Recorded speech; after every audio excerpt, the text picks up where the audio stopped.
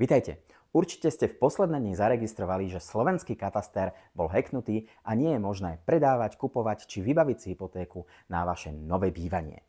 Pozor, netreba robiť vôbec žiadnu paniku. Finanční sprostredkovatelia ako je realitní makléri sú dostatočne pripravení na to, aby aktuálnu situáciu vedeli zvládnuť. Pokiaľ si chcete kúpiť vašu novú nehnuteľnosť cez hypotéku, potrebujete doložiť do banky znalecký posudok, kde je aktuálny list vlastníctva a katastrálna mapa. Súdny znalec ju momentálne nevie stiahnuť, ale banky vedia akceptovať aj staršie znalecké posudky, prípadne staršie listy vlastníctva, pokiaľ splňajú elementárne podmienky.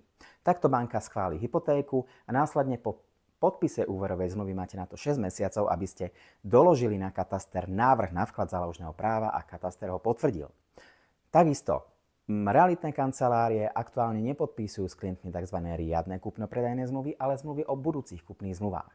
Predpokladáme, že v priebehu dní, týždňov, v najhoršom prípade mesiacov sa táto situácia s katastrom vyrieši a pokračujeme úplne v pohode tam, kde sme skončili.